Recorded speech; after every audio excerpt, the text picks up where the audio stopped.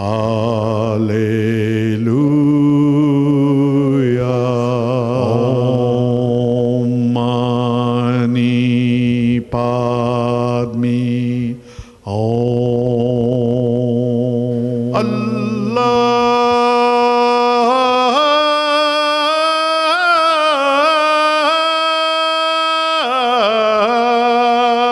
Satnam. Welcome. You're watching Harmony and Diversity, and we're speaking with Jessiee Kaur Singh, Peace and Rights Activist. Thank you once again, Jessiee. Thank you. Thank you for having me here. In our previous conversations, it's emerged that there's certainly a need for healing, and there is in fact a healing taking place, which seems to rest at several levels. There's the local and the global. The local, tribal, allowing that we are all tribal. The local tribal healing process, what do you think that might look like on the basis of your experience with that? I think we're going through a very interesting time right now. Yes, I feel very positive. I suppose that's part of being a Sikh. We always look at Chardhi Kala, which is to be in optimism, always to be in positive thoughts. And through these interfaith organizations that's taking, interfaith dialogue, multiculturalism, there is a lot of healing that's taking place, from children, schools and universities, and then come up with our government. And day by day, with the amount of refugees that are coming, the whole world beginning to become one small global world or community. Yes. We've got no choice but to embrace each other. And I feel that the indigenous community, first healing at the local level or the backyard, as you say. What's happened here in Australia, we got the media now with the Aboriginal TV. The stories, the stories being told by everybody, a chance for us to listen. There's already a lot of healing that's taking place. And we just need to keep carrying on working with that. We need to work with our Aboriginal brothers, bring them into the fold of everything that's happening. We've had multiculturalism separated from the First Nations people. We always say, for that, it's a big different area. Right. We've had the mainstream, the white nation, separated from the multiculturalism again. Funding being put in such a way that it addresses three different. I think more and more we need to overlap each other. We have to keep building that bridge, and that's happening. I think on every board we need to have the so-called mainstream, because there's no mainstream anymore. We all have become mainstream. Aboriginal representation. We also need to have multicultural representation and the mainstream, if we still want to use that word, and bring the wisdom of everybody together. And as we can see, it's already beginning to happen. You were telling me a story about, and I don't know whether it was the World Parliament of Religions, but where was it that you experienced the absence of the Aboriginal spirituality as a list? Yes. A few years ago, APRO, it is an organization on religions in Australia. There was a gathering. It was, I think, the first gathering. This was just before the Parliament of World Religions had come here. Okay. And I think it was instigated by Professor Des Cahill and Professor Gary Boomer and all to form a national body. Yes. And I was invited to represent the Sikh faith at this gathering in Sydney. And when I entered in there, I saw on the board, they had written Christianity, Islam, Hinduism, Sikhism, Buddhism, all the mainstream religions there. And I was quite amazed that the Aboriginal spirituality was not, or Aboriginal as first. So the program started with an Aboriginal elder doing a welcome. And I was very disturbed about it. I put my hand up, in fact, before the panel started, I said, I've got concern. I said, I don't see the word Aboriginal on the top of this list or in that list, how come that list?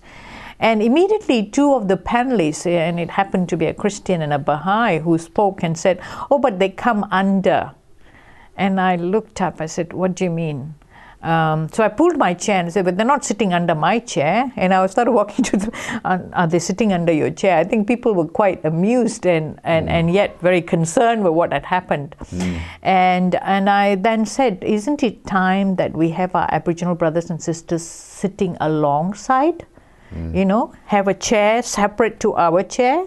They don't have to sit on the floor when we are sitting on the chair. We either all sit on the floor or we all sit on the chair. Yes. And sure enough, that was a great start because the word Aboriginal got put right on the top, and I was very happy. And I think, I tell you, at that event, there was a buzz afterwards. The Aboriginal the couple, the elders that were there, and now there was a couple of elders, actually a professor who came from the Dalit community in India was there, and he came running to me and said, thank you very much, because they've experienced such discrimination. They call the untouchables, you know, That's to right. give them a chair.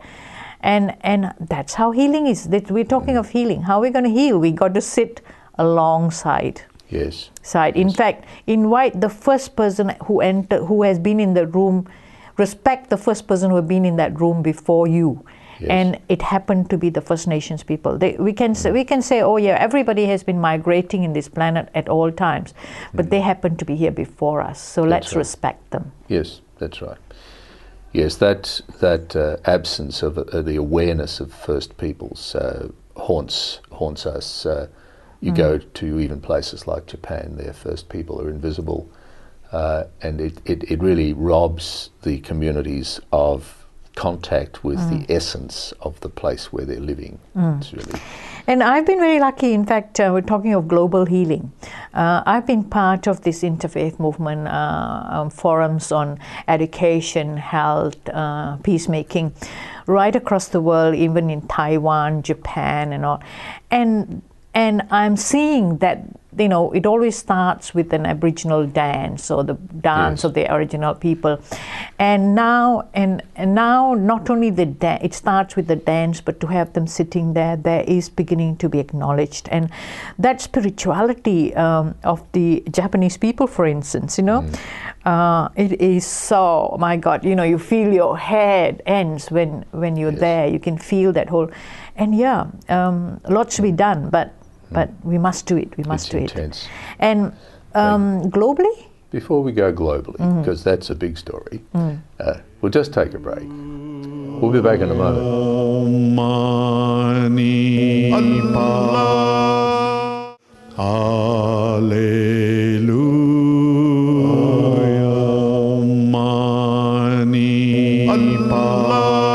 Welcome back. You're watching Harmony and Diversity, and we're speaking with Jessiee Kaur Singh, a peace and rights activist. And just before the break, we were just about to address the need for healing at a tribal level, globally. Big task. Yes. It's, you know, I talked earlier about the Yoruba gathering and then the Mayan gathering. And we also touched on in earlier conversations about the environment. It's really interesting how the Creator wanting us to reach out to one another. There's been floods and there's been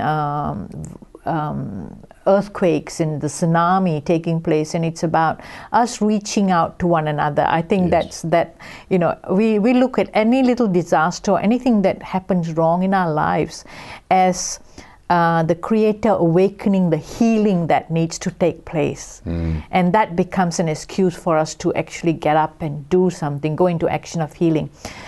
If you remember a couple of years ago now, I think we had the Sondon tsunami and earthquake, that the floods that took place in Mindanao, which is a very troubled area at that time. It's going into peace now.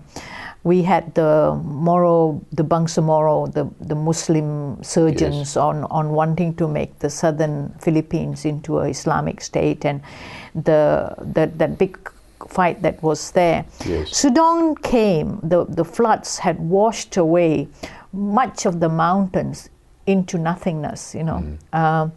And we have a youth ambassador from there who is a prince of the tribal community, Lenalio, who I had linked with in my previous gatherings to URI and various other, who had cried out for help and said, Mom, we are dying, people are just getting eroded, what can we do?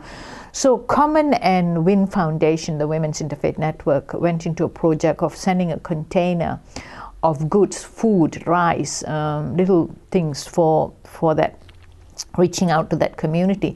And they were the tribal community that had cried out.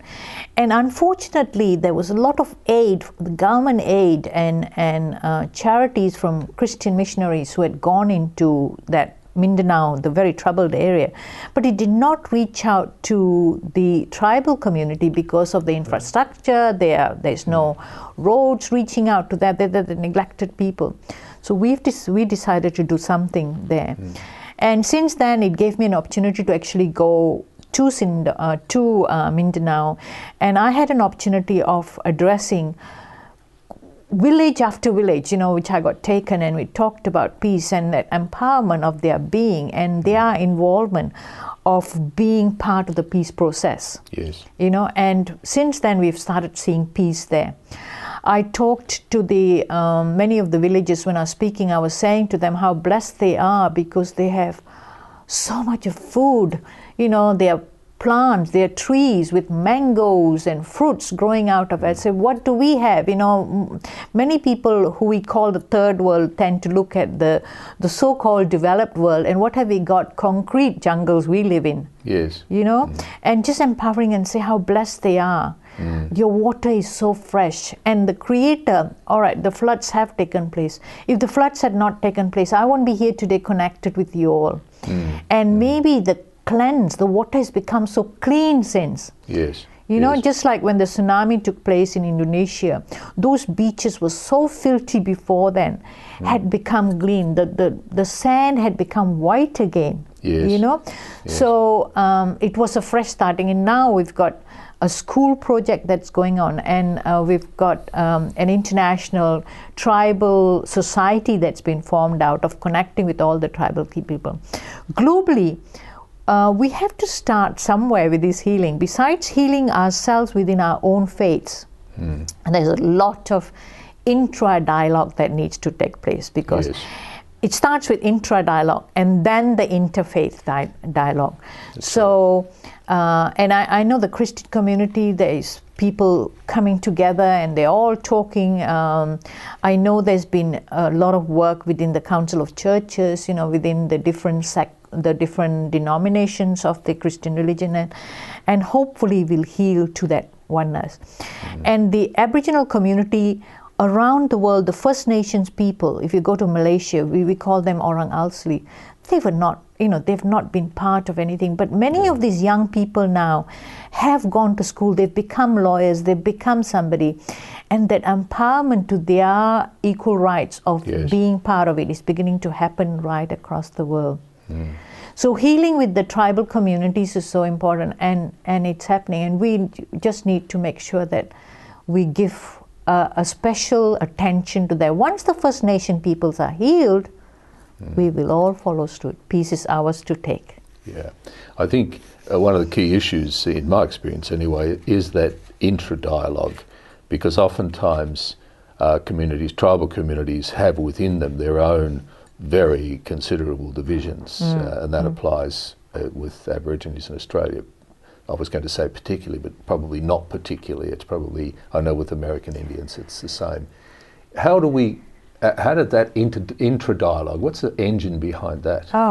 Look, we are all developing as beings. Now for us to say that it doesn't, that intra-dialogue or that disturbance within our own is there within. Look at our governments. I mean, we're supposed to be educated. Look at the way that they fight with each other, right? In the parliament, I mean, they call each other names. So that intra has to be taken. With the word respect, respect seems to have been thrown away to be able to speak. We speak with such foul language, almost like people can't have conversation unless they use the four-letter word. That's right. We need to acknowledge that we've gone wrong as human society. Within households, two brothers, they're out there to kill each other, and it probably is over land or sometimes just can't see eye to eye in their views. No. You know? That's right. I want to remind us all that we all have got a lot of work to do, and to remember that we are on the journey, and we should be looking at our inner self to see how we can become one with ourselves and with whoever is sitting next to us. We are on a journey, and the journey is towards the hand of the clock. Yeah. So we'll take a break, and we'll be back in a moment. Mani Hallelujah. Mani Welcome back. You're watching Harmony and Diversity, and we're speaking with Jessiee Kaur Singh, a peace activist. Jessiee, in all of this interfacing and this tribal issue, and accepting, as I trust you probably will, that each of us has our own tribal drivers in different ways. How do we bring about that generous interface, that interface which takes account of our diversity and lays it over top, and it becomes harmony? That word harmony, how do you see that rooting itself? Well, the fact that the world is becoming so small, the fact is that we face each other. Instead of putting stories in the background, to face them is the way to go. It's like many of our young people, they are not the ones who were there killing each other. Their ancestors might have done it, and they're suffering, it's so painful to know, oh my God, I belong to an ancestor who actually killed X amount of Aboriginal people when they landed in here. It's a very painful thing. So this is where sharing of face-to-face stories is important, and it's already beginning to happen. I mean, that's the programs. That's why I think we need to invest more into the work that we are doing in the interfaith area. I'll give you a little story. We talked of Uncle Reg and Auntie Walda. Yes. When the Parliament of World Religions took place, which we played a big role in bringing it here, because we knew that sometimes you need an external to come into the area to empower yourness. Yes. Yes. So that's what happened. And we were invited to go on a trip with some of our visitors to the Yota Nations. And we did a pre-trip there where we met the women, the elders of the Yota Nation. And with us was some of the Catholic sisters that had come along. And there was this, as soon as they entered, it's like the white going into the black area, and like, what are they doing here, into our territory. And this is where Jamil and myself, were able to play that mediatory role, and actually bringing out, we talked about the stolen generation. They were telling how they had to hide their children under the water, and how, as soon as they had signs, there were little signs that if the police were coming into. So I actually turned around to Sister Bernadette and Sister Walsh and said, but sisters, you all were there, and you knew that these children that were brought by the police were, the Aboriginal children, they were stolen. I mean, they were taken from them. And the sister said, we didn't know. The police brought the children and said that they had no homes, and we started looking after them. And for that to happen right where the Aboriginal sisters were, yes, that story, and for me to actually instigate that conversation, suddenly there was this break of pain that both sides were carrying. Yes. And that evening was the most wonderful dinner we had together. Suddenly the door had opened for Sister Bernadette and the other sisters that were there, the nuns. And this side, the Aboriginal sisters who didn't know that these sisters did not know. No, very important. Very important. So this dialogue between the young and the old, nobody needs to carry the pain of the ancestors. Who we were then, we might have been, as a Sikh, we believed that you could have been traveling a journey and you could have been the very black person or the Aboriginal person on the receiving end then. That's right. you know, now born in the color that we are, in the religion that we are, so that we can bring healing to ourselves. Yes. There is the thesis abroad, which I subscribe to, is the fact that Australia, in fact, is a country founded on grief, and that grief remains unresolved. And we're talking about maybe a way to unresolve that grief, or is to resolve that grief. Yes, we've had lots of dialogue on that one, and Common has, you know, played a big role in trying to resolve some of this grief. But then the world has, you know, it's been interesting because I've been listening and watching the program, The Bible, and the world was born on grief. So really, it's not Australia alone.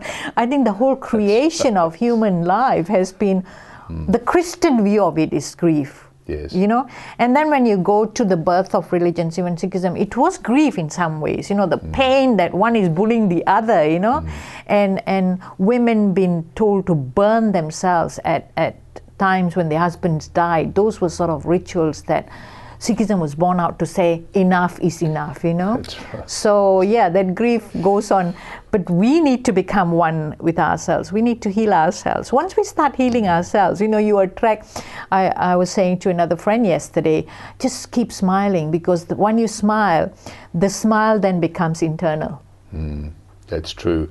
I think there's another aspect to it, is alienation, because when you look at the world as a whole, in the whole of creation, there is no grief. It's only in the human perspective that there's grief.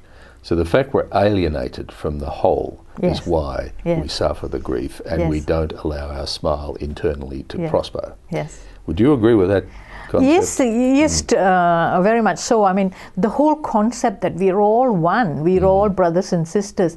You know, if somebody hurts you, then you can turn to the other brother for shelter for that moment until that healing can take place for us to become one with that brother. Yes. But for us to know that it doesn't matter what color we are, what religion we are, we're one human race, you know, and for us to start caring for one another, and that's the way it's going to heal. And there shouldn't be any superior complex or inferior complexes at all. No. We sit equally with each other. Happily sit on the floor together, or sit on chairs on together. We're all princesses and prince. We're all born majestic. Let's be majestic. That doesn't mean that I'm a prince, I can now destroy everybody. Prince means looking after. To be a leader is actually to become the servant of all. Yes, well, that rounds on a on a statement which reverberates through the scriptures of most of the religions. Jessiee, thank you very much, and have enjoyed these programs. Thank you for watching, and next week we'll return with another guest. Baha'u'llah,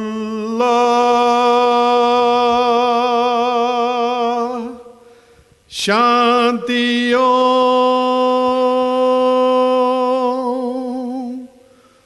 Allahu